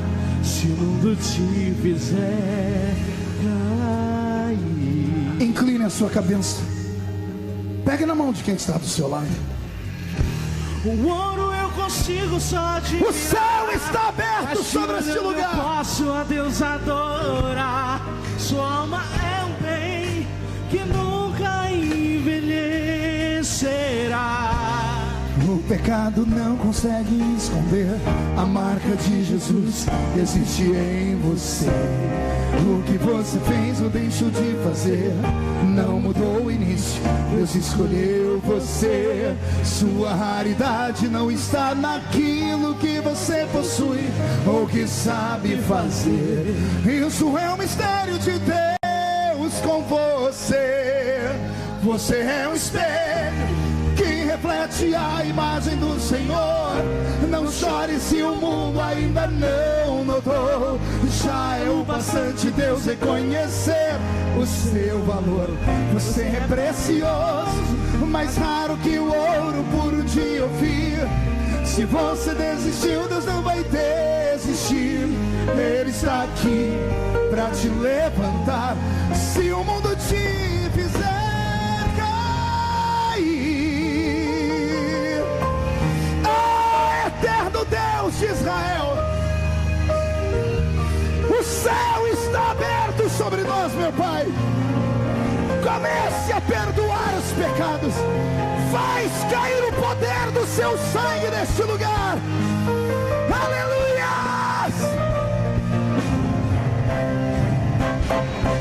Você é o espelho que reflete a imagem do Senhor. Não chore se o mundo ainda não notou. Já é o bastante Deus reconhecer o seu valor. Você é precioso, mais raro que o ouro puro de ouvir. Se você desistiu, Deus não vai desistir. Ele está aqui para te levantar. Se o mundo te fizer cair, o Senhor te põe de pé nesta noite. Você é o espelho que reflete a imagem do Senhor. Não chore se o mundo ainda não notou. Já é um bastante Deus reconhecer o seu valor. Você é precioso, mais raro que o ouro puro de ouvir. Se você desistiu, Deus não vai desistir. Ele está aqui para te levantar. Se o mundo te fizer cair.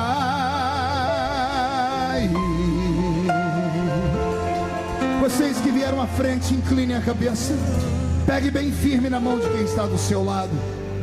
Eu vou pedir que a igreja estenda as mãos para cá. Pai, nós oramos nesta hora. Nós oramos para que esta multidão de homens e mulheres que estavam perdidos no caminho, homens e mulheres que foram vencidos pelo dia a dia da existência, que carregam fardos pesados sobre os ombros, gente que sofre porque tem uma chamada. Na minha frente não estão homens e mulheres tombados ou caídos, não, meu Pai. Na minha frente estão homens e mulheres que têm promessas. E é o peso dessas promessas que fizeram eles no meio do caminho sofrerem. Mas esta noite o que estava longe voltou, o que estava fora agora está dentro. Faz cair sobre eles o poder do sangue de Jesus. Que este sangue lave as vestes deles, que o nome deles seja escrito no livro da vida, que toda maldição seja quebrada, que tudo que foi roubado seja devolvido agora. E se houver alguém entre eles batizado com o Espírito Santo e há muito tempo não falava em línguas, comece a renová-los, meu Pai. E enquanto eu oro por esses que estão aqui na frente, ó Espírito Santo, faz uma vistoria dentro deste ambiente. Encontra esse homem, essa mulher que tem uma promessa. Faz ele acreditar de novo. Eu quero um sinal de que tu estás nesta palavra. Onde houver alguém que tem uma promessa, faz cair a sua glória sobre eles agora, meu Senhor.